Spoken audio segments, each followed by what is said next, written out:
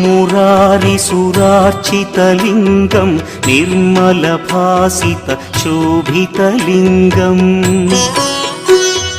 जन्मजदुःखविनाशकलिङ्गं तत्प्रणमामि सदा शिवलिङ्गम् देवमुनिप्रवरार्चितलिङ्गं कामदहन करुणाकरलिङ्गम् रावणदर्पविनाशकलिङ्गं तत्प्रणमामि सदा शिवलिङ्गम्